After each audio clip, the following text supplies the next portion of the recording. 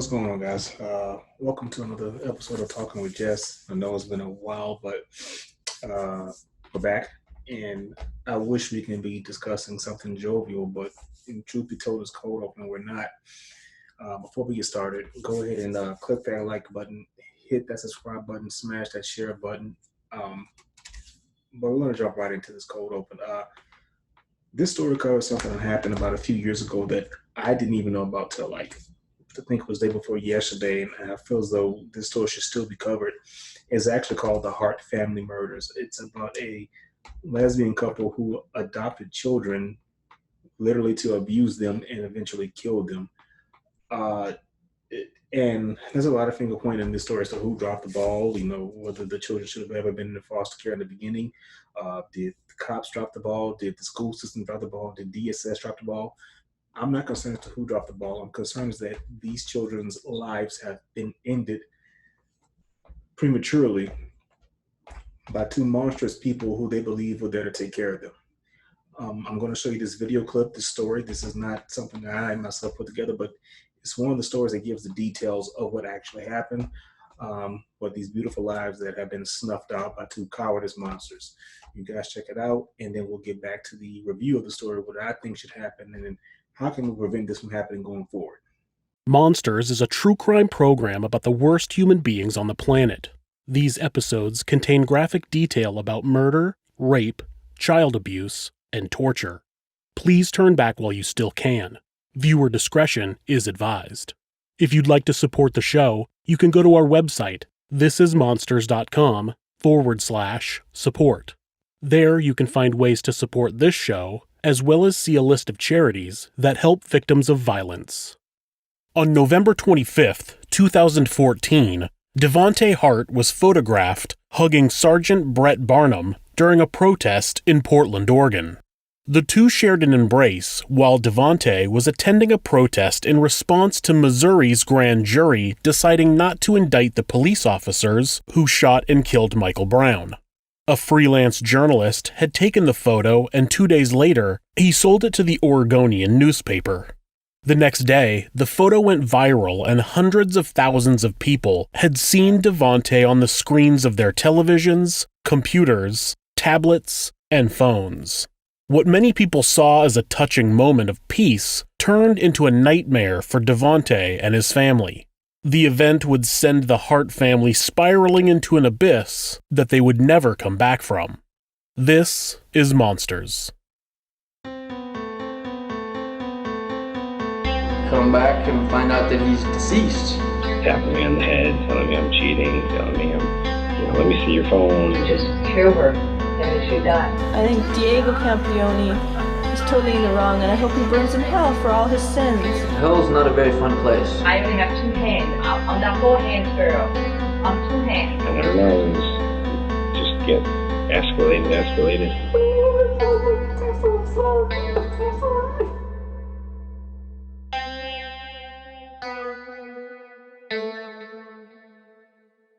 Jennifer Hart and Sarah Gengler met while they were both attending Northwestern University. Both were majoring in elementary education. Hart had grown up in Huron, South Dakota, and Gengler was from Big Stone City, South Dakota, right on the border of Minnesota. When Sarah graduated in 2002, Jennifer also quit school. They claimed to have lost friends when they came out of the closet as a lesbian couple, so they moved to Alexandria, Minnesota, and they both began working for the same retailer. They bought a house, and Sarah Gengler changed her last name to Hart. This is the same time that Jennifer had completely cut her father out of her life. Her parents had divorced when she was 12 years old, and she continued to live with her mother, visiting her father on weekends. He agreed to let her move in with him when she was 14, but she started getting into trouble in the time between school and when he got home from work, so he sent her back to her mother's house. Hart may have still resented him for that. He said in an interview that they had a disagreement in 2001, but that it wasn't about her dating a woman. He claims to have not even known about the relationship at the time. In 2004, the women started fostering a 15-year-old girl who only goes by the name Lee. In a 2018 interview with the Seattle Times, the girl recalls being placed with Sarah and Jennifer in the summer before her junior year of high school. She says that the first 6 months went well. They kept busy with activities that the girl says she had never really done before, like going camping and going to amusement parks. Lee says that she was enjoying living with the couple in their 2-story home with their dog and a number of cats. The Harts had asked her if she wanted to stay with them until she was 18 years old, and she agreed. Sarah and Jennifer began preparing to adopt a group of children who are all siblings. From what Lee recalls, they talked to her about being a big sister, and it seemed like they would all be one big family. The Harts traveled to Texas to meet the first set of 3 children they were going to adopt. When they returned, they showed pictures of the children to Lee, and she recalls them all being really excited. Unfortunately, 1 week before the adopted children were scheduled to arrive, the Harts dropped Lee off at a therapy appointment and never returned. The therapist had to inform her that she was going to a different foster home. The new family picked her up from the therapist, and when they brought her to their home, her belongings were already there. There were reports that Sarah and Jennifer made claims that Lee ate out of the garbage, which she denies ever happening in her interview with the Seattle Times. It was also reported that the women claimed that Lee was suicidal and they didn't want that negative energy around their adopted children. Sarah and Jennifer Hart were planning to adopt 6 children, 2 sets of 3 siblings. Some people might ask why an adoption agency would allow such a young couple to adopt 6 children over a relatively short amount of time. The truth is that they shouldn't have. Though the adoption records are sealed, the agency that handled the adoption had a history of violations and was found to have not properly conducted home studies for pending adoptions. The report reads, "The Commissioner of the Department of Human Services, DHS, is placing Permanent Family Resource Center's license to receive children for care, supervision, or placement in foster care or adoption on conditional status for 2 years. Based on licensing violations determined during license reviews and complaint investigations conducted in February of 2008 and June of 2009. The adoption of 8-year-old Marcus, 4-year-old Hannah, and 2-year-old Abigail was finalized in November of 2006. Sarah continued to work as the manager of the department store Herberger's, while Jennifer stayed home with the kids. Friends and relatives of the couple said that when they visited, the children never spoke. One relative said Jennifer was extremely strict. She said, quote, "If the kids did anything she thought was wrong, she would snap her fingers and say, 'Get in the corner, no food for you,' end quote." The same relative said anyone who questioned her parenting would be cut off. She said, quote, "Jen wouldn't have anything to do with you if you disagreed with her," end quote. The next 3 children, 5-year-old Devonte, 4-year-old Jeremiah, and 3-year-old Sierra, were adopted in June of 2008. It was only one small mistake that changed the course of the 3 children's lives forever. Sherry Davis and Clarence Celestine lost custody of their children due to drug use and neglect. Priscilla Celestine was Jeremiah and Sierra's aunt. She had petitioned to gain custody of all 3 children in 2007. She was an excellent candidate to become the children's new guardian. She was a family member, she had a good job, she moved into a bigger home, and she had no criminal record. The 3 children, plus another sibling who didn't get adopted by the Harts, lived with their aunt for about 6 months with no issues. But when Priscilla's employer called her and asked her to work an extra shift, she agreed and had Sherry come to her home and watch the kids. When a social worker made a surprise visit to the home and found the children in the care of their biological mother, they immediately removed them from the home. Priscilla and her lawyer fought to retain custody of the children, but it was no use. The state quickly found the 3 children a new adoptive family. The other sibling was placed in a psychiatric facility. The Texas Department of Family and Protective Services won't comment on the case. In 2008, a teacher questioned Hannah about bruises she had on her left arm. Hannah told the teacher that she had been hit with a belt by Jennifer. Within months, all of the children were withdrawn from school for the remainder of the year. No charges were ever filed about the abuse. It seems like a majority of the stories I tell about child abuse and filicide include the parents removing the children from school after a couple of reports of bruises. You'd think that that would be a gigantic red flag, but apparently schools and CPS agencies don't seem to view that activity as suspicious.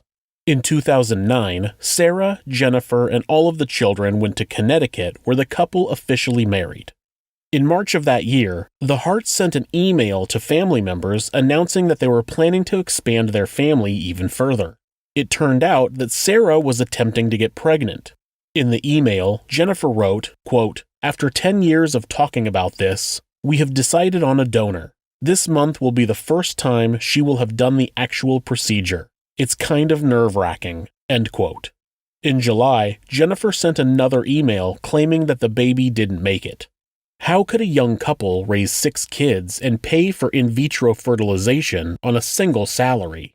It turns out they were receiving between $400 and $500 per month per adopted child, plus Social Security benefits for 2 of the boys. This made up a large portion of their income, and some believed it was the motivation for their hasty adoptions. In 2010, Abigail told a teacher that she had owies on her back and stomach. According to Abigail, Sarah and Jennifer had found a penny in her possession and believed that she had stolen it. They held her head under cold water while hitting her. When authorities interviewed the other children, they all said that they had been spanked, grounded, and had food withheld from them. Sarah ended up pleading guilty to assault and was given probation. In 2011, Hannah told a school nurse that she hadn't eaten all day, but Sarah denied it was true. Shortly after that incident, all of the children were taken out of public school again, and they began homeschooling. After Sarah's probation was up, the Harts moved the family to West Lynn, Oregon, a suburb of Portland. They moved into a ranch house that had chickens and goats that the children would take care of. While there, someone made an anonymous report about the Hart children looking malnourished. Authorities opened an investigation and interviewed family and friends about how the children were treated. Sarah and Jennifer Hart were described as harsh disciplinarians who forced the children to raise their hands before speaking and were not allowed to wish each other happy birthday. One family member said that the children were poorly fed. A friend said that Jennifer's reactions were overblown and her punishments seemed unnecessarily harsh. Interviews with the children didn't turn up any examples of abuse, and authorities weren't able to conclude that the Harts were guilty of any abuse. During this time, Jennifer was maintaining a carefully updated Facebook page showing a very happy and active family. She had photos and videos of the family at music festivals and on road trips. Here's a clip of Devontae at the Beloved Festival in 2013. Hey,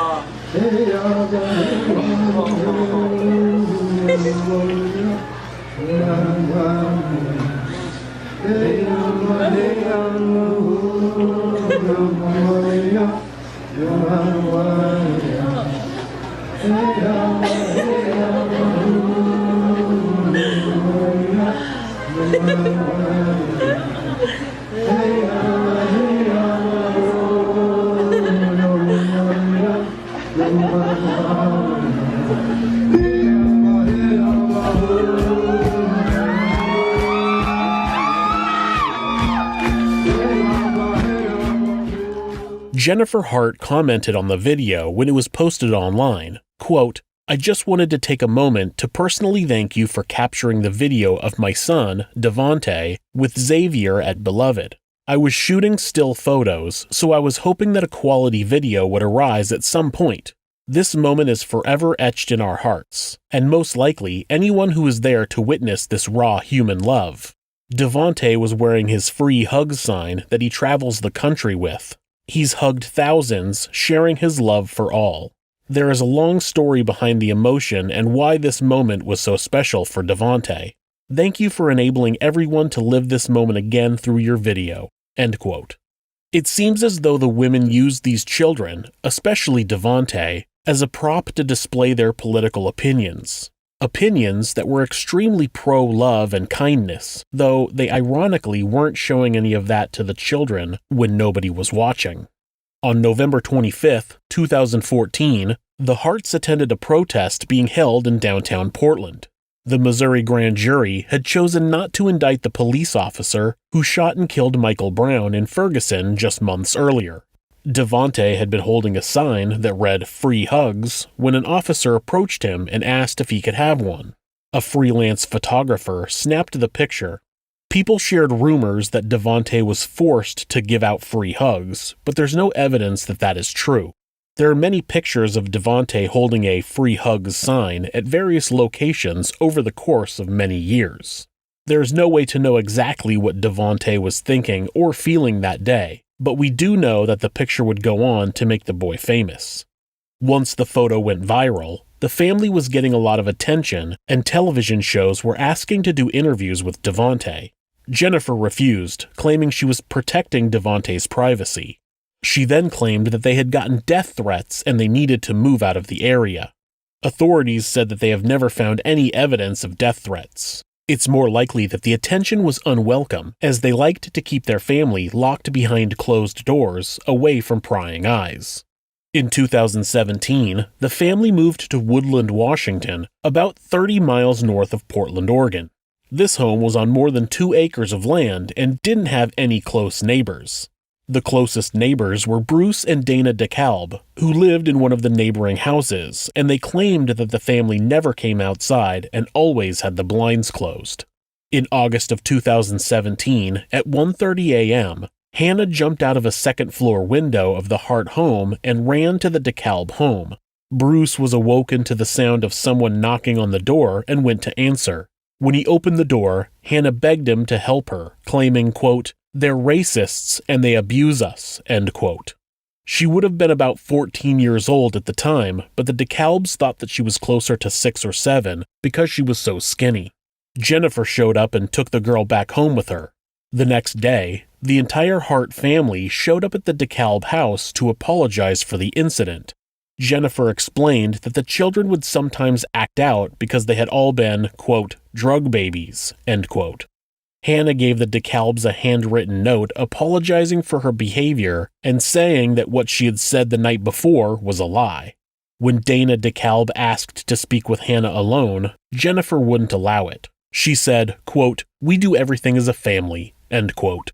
The DeKalbs initially didn't want to get involved, but Dana's father was worried about the children and he reported the incident to 911 a few days later.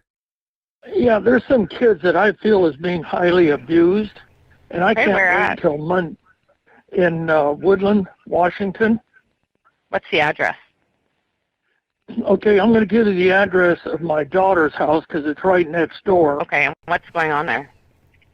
Well, they have 4 black children, which that part doesn't matter, and they're new here in Texas. But the other night, a little girl jumped out of the second-story window on the roof and then down onto the ground and ran to my daughter, and this is like 2 in the morning, begging them to help her. When did that happen? About 3-4 nights ago. Okay. And my son-in-law doesn't want to get involved, but the more I sit on it, I just can't live with it. Somebody's got to go there and check on these kids. And so how old was the little kid that did that ran to your daughter's house? About 12 years old, 13. And when they came looking for her, she was begging my daughter not to let them know she was there. And then eventually my son-in-law let him know. And then she had all 4 of the kids come back later and to say everything was okay, and they were all standing at attention like they were just scared to death. And I think there's something very serious going on there. And they're here from Texas. The kids might even be kidnapped. Okay. And so did the girl ever say why she was scared? No, she was crying, and it was 2 in the morning, and my daughter said the biggest problem was she's half awake. She couldn't believe what was going on. And Okay. And basically, my son-in-law is like most people. They don't want to get involved. And so he's keeping my daughter out of it, but since she's told me about it, I just can't live with it. I'm very concerned for these kids. I just can't let this go any longer. Those kids, I think, is in very serious danger. This man is incredibly perceptive. He can sense that these children are in danger, and he's absolutely right.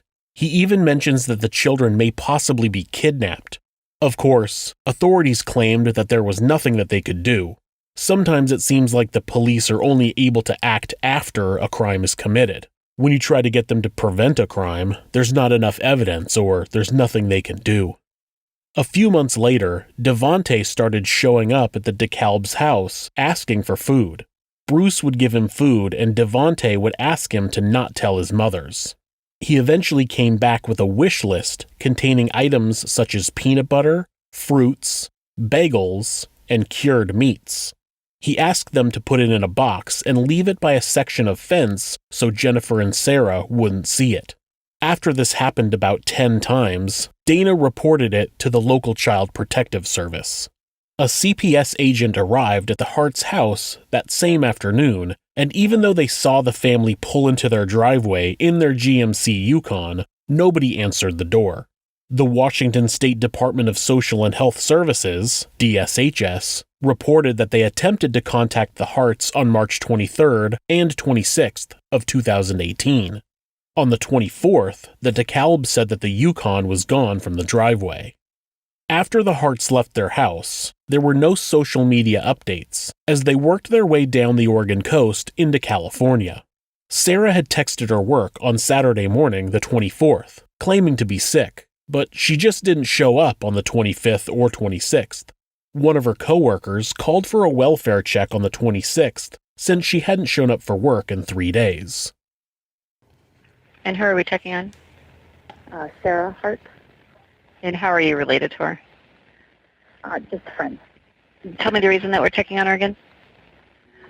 She sent out a text message at 3 o'clock in the morning on Saturday morning stating that she was sick, but nobody's been able to get a hold of her or talk to her or seen her since that text message. Okay. Or her wife, which is Jen. So we're just concerned. Okay, and did she say, when she said she was sick, did she say what was going on, or? She just said that she just is unable to come out and wasn't able to go to work and thought she was going to have to go to the doctor. I checked the hospitals. They didn't have any record of her. And I think her phone is now dead. And what is her phone number? Okay. And just the 2 of them live there, or? And they have 6 children. That same afternoon, a German tourist reported seeing a GMC Yukon lying on its roof at the bottom of a 100-foot cliff. Both Jennifer and Sarah's bodies were inside of the vehicle. The bodies of Marcus, Abigail, and Jeremiah were thrown a few hundred yards from the wreckage. They were all dead. 2 weeks later, Sierra's body was recovered from a beach north of the cliff, and a foot inside of a shoe washed up on shore shortly after. A DNA test revealed that it was Hannah's.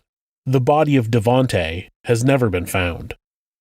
We have the vehicle going from 34% throttle to 100% throttle, and there's no subsequent application of the brake. And during that time, you're going from idling with the brake has been on, and now you're on the throttle, and the throttle is going to 100%. You're accelerating to 20 miles per hour as you head towards that cliff face. Our analysis of that data was that this was consistent with this being an intentional act. After analyzing information from the vehicle's computer, it's been determined that Jennifer pulled the Yukon over about 70 feet away from the cliff. She then floored the gas, accelerating to 20 miles per hour before leaving the cliff. The computer indicated that she had not touched the brakes. Toxicology reports showed Jennifer to have a blood alcohol level above the legal limit. Sarah and 2 of the children had a high volume of antihistamines in their system. None of them were wearing seatbelts. A look at their mobile devices showed that Sarah had made Google searches about Benadryl, suicide, no-kill shelters, and the nature of drowning. One search was, quote, "Can 500 milligrams of Benadryl kill a 120-pound woman?" End quote. Another said, quote, "Is death by drowning relatively painless?" End quote. And another, quote, "How long does it take to die from hypothermia while drowning in a car?" End quote. Authorities in Washington state searched their house and didn't find anything suspicious. They did notice a lack of personal items for the children. The room that was shared by all of the kids had no personal items in it, and the house contained only a few board games and library books. One officer wrote, quote, "I did not get the indication that children lived in the house." End quote. Animal control picked up the animals that had been left on the property, though nobody knows what happened to their dogs. Most likely why they had searched for no-kill shelters. We can only hope. There are so many questions about why the Harts decided that this was something they needed to do, but we will never get any answers.